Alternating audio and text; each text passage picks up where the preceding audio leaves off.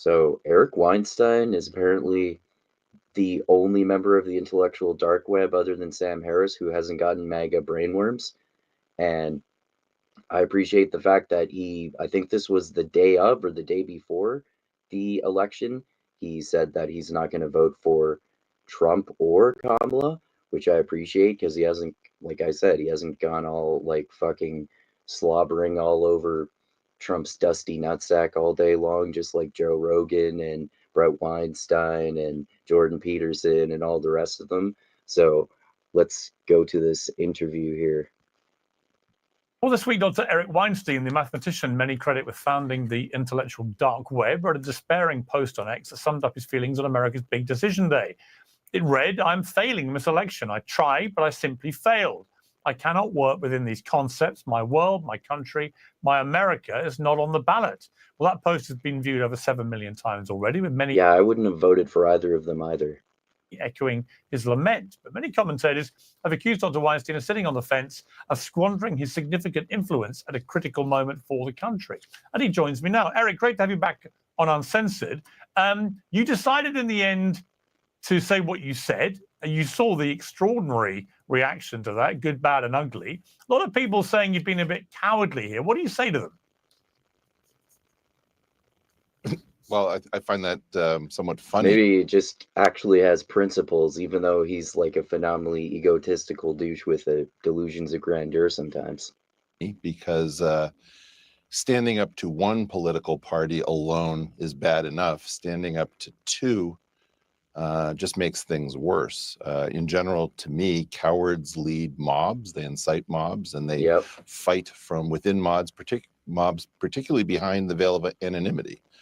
So it has nothing to do with that. And I also think that the post was widely misinterpreted. So let's clarify. To be fair, though, he always says that when anyone disagrees with him. I've been widely misinterpreted. What you meant. So tell me what you really meant by that post. Sure.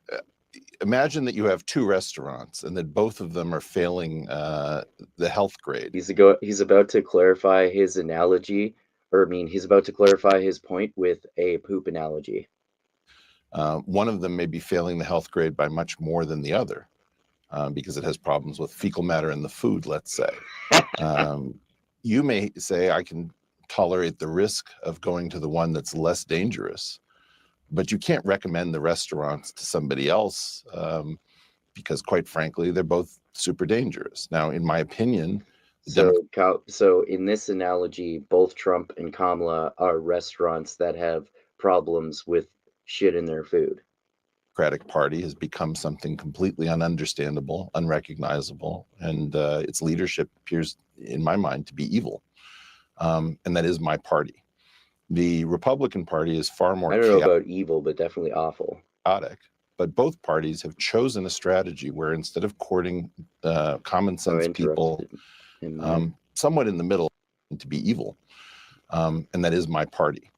The Republican Party is far more chaotic, but both parties have chosen a strategy where instead of courting common sense people, somewhat in the middle, although I don't think it's it's a linear spectrum anymore at all, they've decided to hang on to their extremes and pretend that they aren't there or not incredibly toxic and violent. And in part, my frustration is that in order for me to recommend a party, and I was hoping to recommend a ticket this election cycle, I don't think Kamala Harris and Tim Walz have given me any possibility of recommending them. So unless somebody can make that argument to me directly in the last few days, I just see it as an impossibility. I was very disappointed in some sense because I have three friends in the Big Six on the Republican side, which would be RFK Jr., Tulsi, and J.D. Vance. And, my feeling about this is... For the record, though, all three of them are fucking crackpots. Is that we have a situation by which the Republican Party is just completely incautious. And if you see the reaction, just search on my name and the word Jew. You'll see exactly how much toxicity is hiding amongst the good people. What a shocker. The Republican Party has a lot of anti-Semitism. What do you know? People of MAGA, and too few of them, by the way, have the courage to stand up when somebody's being attacked. And so I think it's a bit rich that the cowards who privately message me and say, we support you, don't say something in public when they're watching a mob descend on an individual.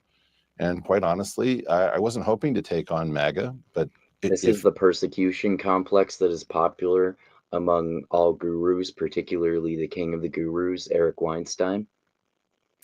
If that's what it takes to stand up and say, you cannot brutalize the people grievance narrative, I should say. This and inciting mobs against individuals is what I thought you were accusing the Democrats of doing. And now you've stared into the abyss and it stares back. They're both doing it. I mean, Chris Rufo said this is narcissism marked as MAGA's doing it way more, though. Idealism. It's absurd to expect politics to conform to one's individual preferences and idiosyncrasies. The essence of politics is decision under imperfect conditions. If you can't figure out how to rank Trump and Harris, you're just navel-gazing. Your response? I've heard that perspective and I can understand it to an extent, but what if neither of them represent you? And in my case, they are both guilty of fucking mass genocide. Anyone who's guilty of mass genocide, I'm not going to vote for them. Chris who? I mean, it's sort of my response. In other words, this is an individual who's been very successful arousing passions. And he's been very effective in being very aggressive. I think he has actually an excellent point that in many ways the Republicans have been too passive.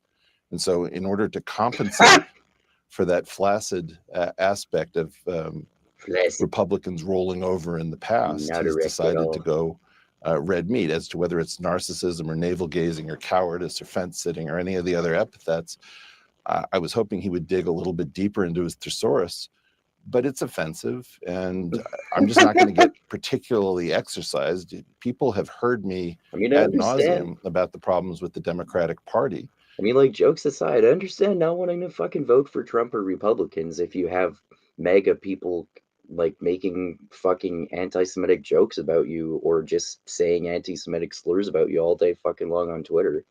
If I was to join MAGA, I would start criticizing MAGA in particular for blinding itself to the real problems of January 6th, just the way I point out that on the Democratic side, I don't believe it was a free and fair election in 2020 because of the interference through the tech companies and a problem. I don't think that actually made anywhere near a big enough difference to overturn the election. With the news media that I would call a rhizome. A rhizome is a, like quaking aspen. You think you see a bunch of different trees, but it's actually one organism. And all you're seeing is it breaking through the ground in different places. For some reason, the Democratic machine seems to control all sorts of different newspapers that basically engage in something which I've called journo painting, which is campaigning while pretending that you have immunity under the guise of journalism. And journo painting is the scourge. Totally true. And then Elon Musk lubes his face with Trump's cum all day long on Twitter. Of these elections. So I've called the 2020 election not free and fair, and I've called the January 6th and the Georgia interference a serious question. And everyone I know who's chosen one side or the other will blind themselves to one of these two facts. And I agree. I'm trying to get America back. To my friends in the Republican Party, I understand that you understand that there are winners and losers, and that's how you think and that's how you talk, but it matters how you win. And if you don't believe me, try to think about how many people have a poster of Lance Armstrong on their wall. Right, that's a very good point. What you did came at a time when there's a lot of attention around some of the major newspapers in America, from the Washington Post to the LA Times. I'll stop there for the video, but I'm going to show you his tweet to top this off after Trump won the election the other day. And I think it kind of basically furthers his point, I would say. Because yeah, so I'm gonna start at the bottom here. Started from the bottom, now we here. Okay, yeah. He's responding to this guy's tweet. This guy's saying Democrats control the White House and Senate until January 3rd, 2025. They need to treat the next 2 months as if a fascist is trying to take over to fundamentally change America. They have levers of power. They need to use them. This cannot be business as usual. And then he basically treated agreeing with it, saying, and this is why Democrats just lost. Democrats need to act like Americans. And he's quoting them.